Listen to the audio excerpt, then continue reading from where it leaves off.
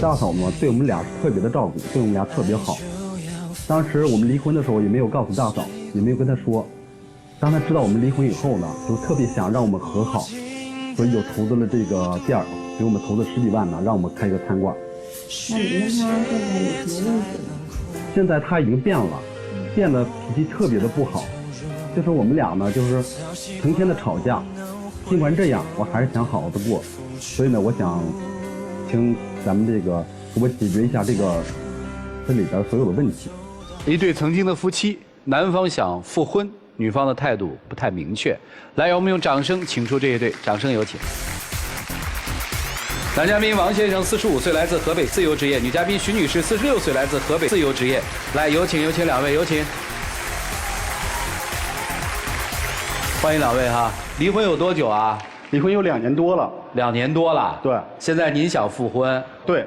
您想吗？当初为什么离的婚啊？离婚是2年前的事儿，但是8、9年前就决定要离婚了。为什么8、9年前就决定要离婚呢？那当时开了一家服装店，他没工作，没事就做个饭，大多数时间就在打麻将。哦，不上进是吧？对，后来他跟我说了，咱们买个电脑吧，买了电脑我就不打麻将了。完了就买了电脑以后是不打麻将了，人家就成天泡在那个电脑房里。干啥呀？就是说我玩游戏，聊聊天而已。玩游戏是吧？偶尔玩电脑里跟谁聊天啊？他跟网友聊天。后来呢？后来就是有一次吵架挺严重的，我记得是8、9点他回来了之后，那一次聊天也没有做饭，在店里他受什么气了我也不知道，可能是因为这个卖东西的事儿吧。回来之后跟我吵架特别严重，而且呢我是出于那种大男子主义吧，所以说也没有跟他好气。那天店里我就是做衣服，我手刺着了，但是我1分钟都没停，我还工作。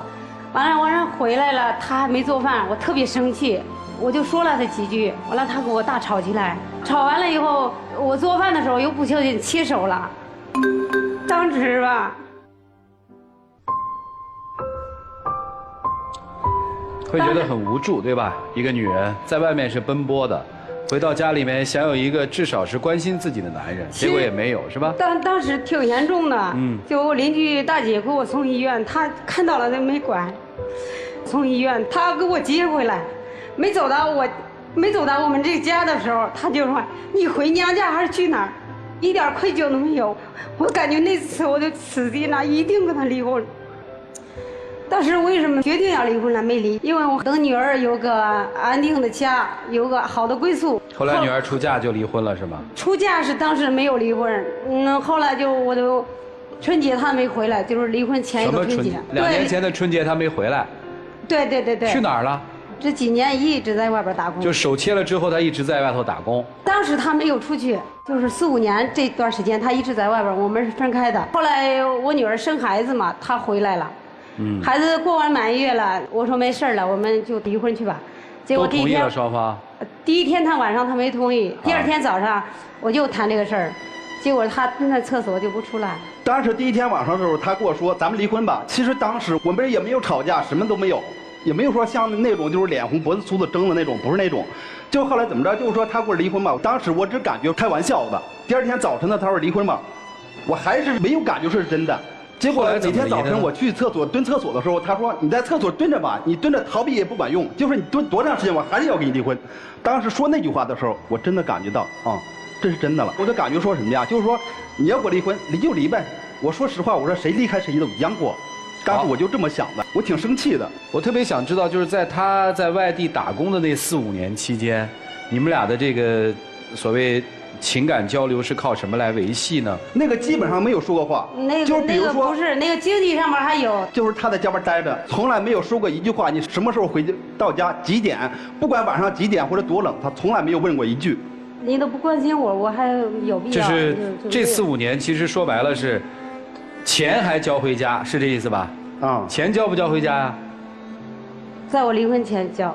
交，但是实际上面夫妻除了这个经济往来之外，没有什么情感依托了，是这意思吧？对，日子你也不跟他说，对，明白了。这个不是离婚2年了吗？离婚2年，就是我离婚以后，我查出来是子宫肌瘤，当时我要做手术，女儿给他爸打电话让他回来，说是他爸表现的好机会的时候，他就没有回来。他们电话里边还吵，还把女儿拉黑了，我特别生气。其实我和他离婚之后呢，我的感觉我整个身体好像像一个空壳一样，也没有精神支柱了。离婚的第2天我就去北京了，在那之后呢，说实话我也病了。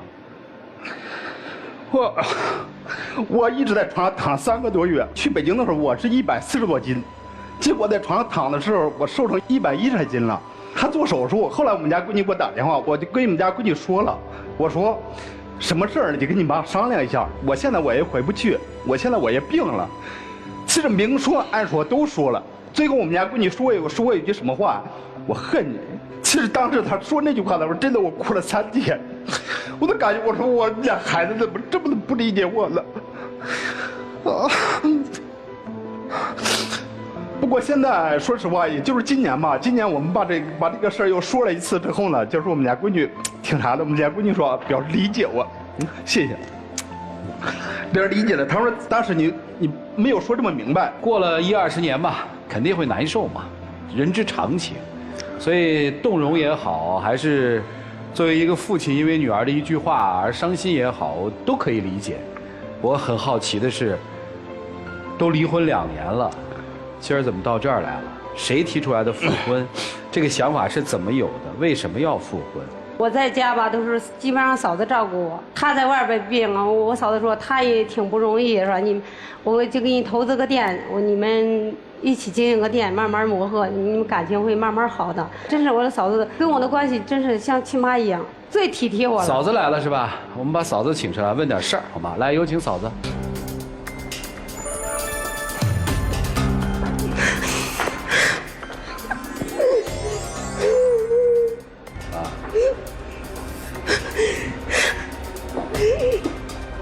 欢迎您啊，大哥。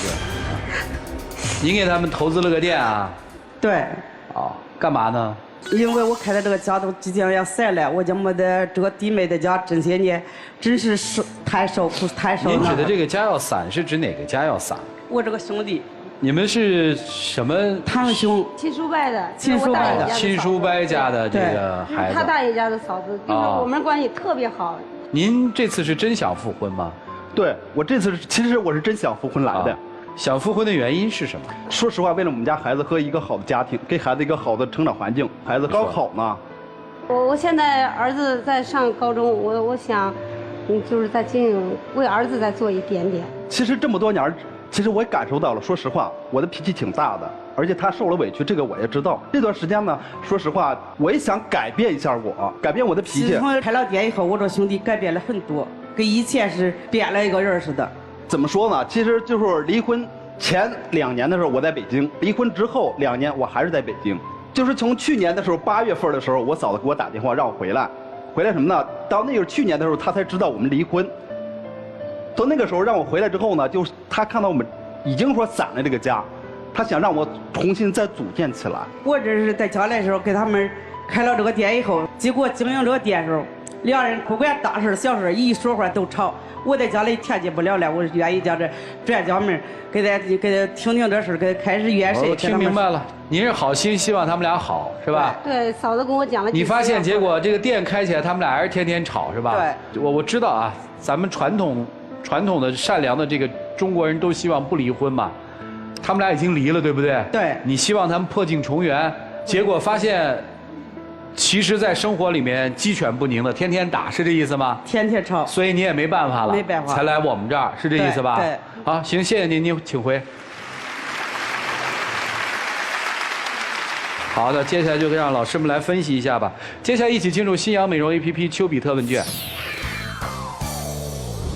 关于要不要复婚这件事情，我有3个标准。第一个标准叫为什么？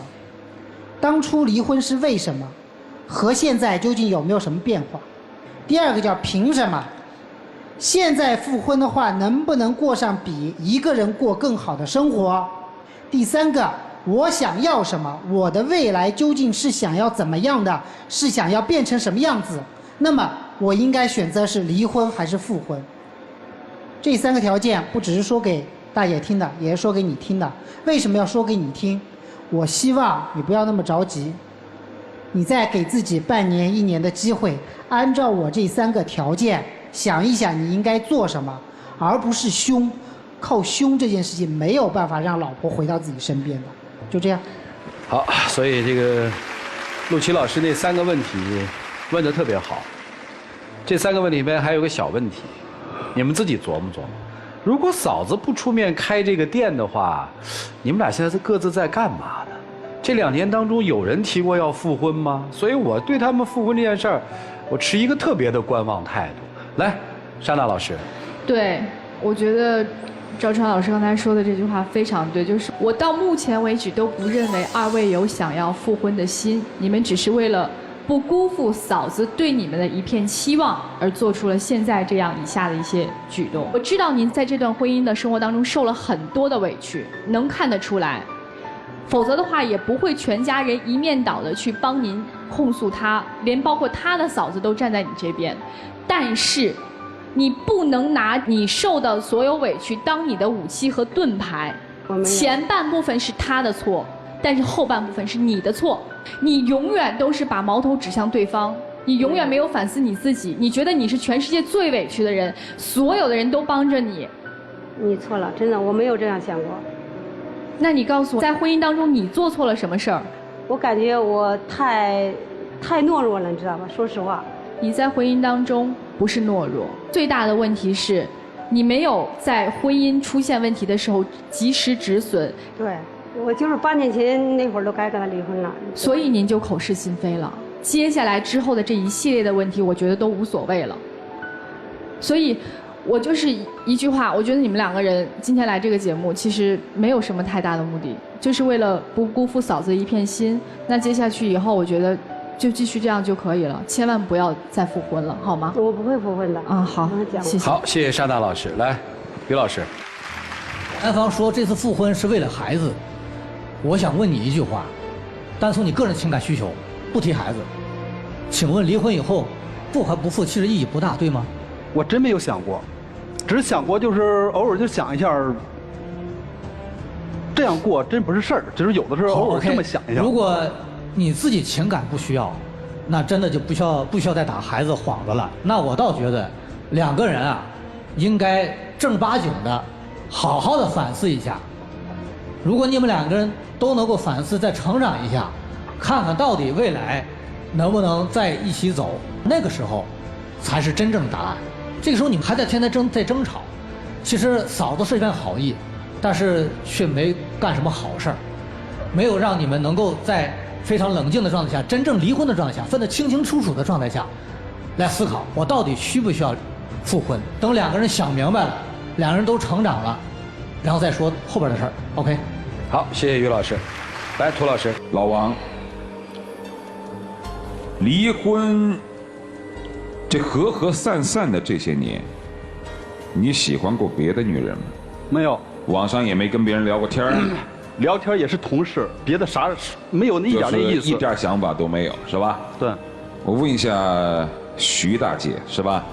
有没有男人向你展示过对你的好感？有。多不多？有2个。你喜欢他们俩吗？我只是把她当闺蜜，我不会嫁给她。如果跟他们生活却没有感情，你愿意吗？对。也不愿意啊。但是你的前夫老王说，突然之间有一天你变了，好像腰杆直了。这些所有的一切，除了有嫂子对于你的支持之外，还有没有另外2个异性对你展示好感的因素，使得你腰杆直了？你脑海当中哪怕是有没有闪过一丝念头说，反正比老王的男人好，至少有2个。如果我跟他们生活，你想都没想过吗？对，想都没想过。想都没想过。对。好。撒谎。这东西我们只能问嘛，我们不能推论嘛。推论是不符合事实的嘛，那是我们自己个人的想法。我要是跟他分开，我的心态现在带上脸。这个时候你解释多了好多啊。我自己有我自己的生活，我要自己上班，我要行，你怎么想是你的事儿。其实你想追求自己的幸福生活，完全可以。你已经离婚了。其实你早就可以离，也早就向往新生活，但你不要因为所谓的旁人的语言，或者打着孩子的幌子，或者孩子也有一定的因素，而让自己心不甘情不愿的一次又一次的给别人机会。事实上，当我们给别人机会的时候，都是给我们自己机会。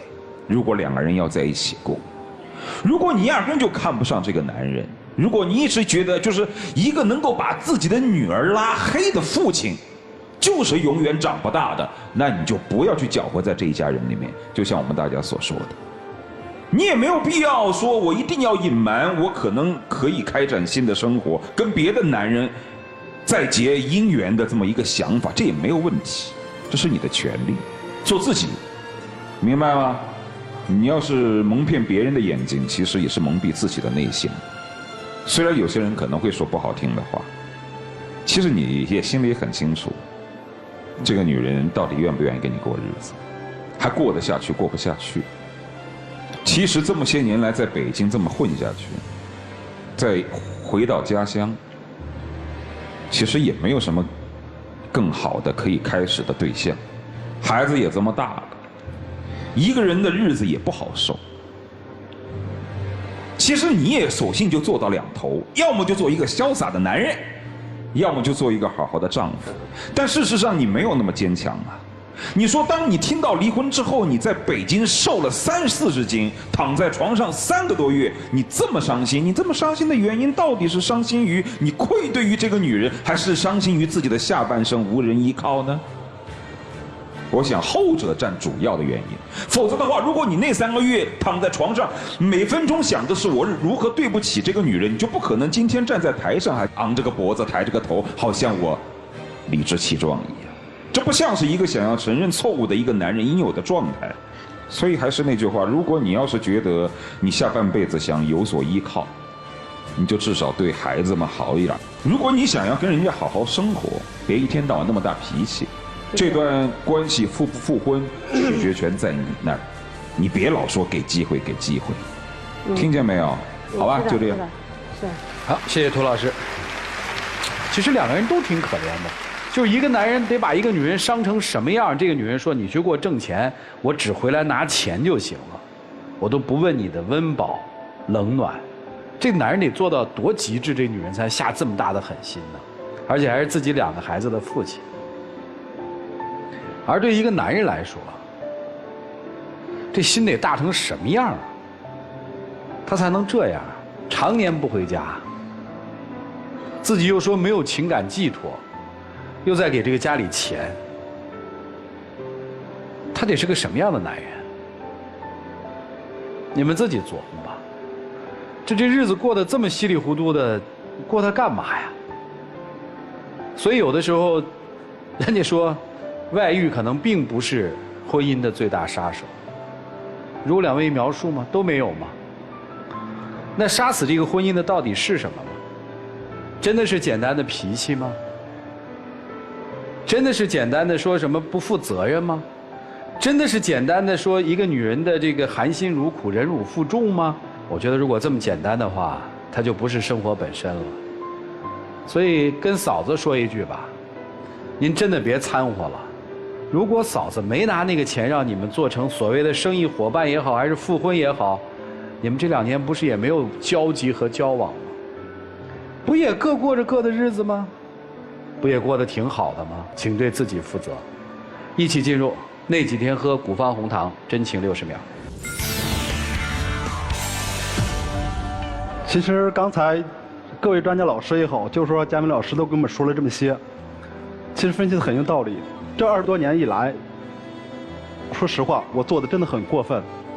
像以前的时候，我真的我可以说，像我自己是没有办法原谅的。我说这是实际话。其实从去年8月份以来，就是到现在，我一直在改变，我感觉应该说是你心里应该也有这个察觉，我一直在改变。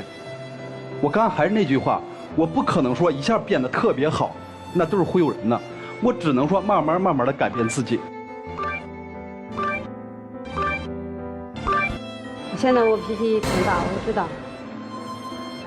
哎，谢谢2位，请回啊。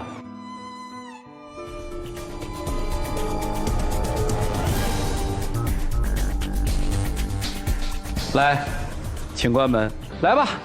看这对曾经的夫妻作何选择吧。请开门。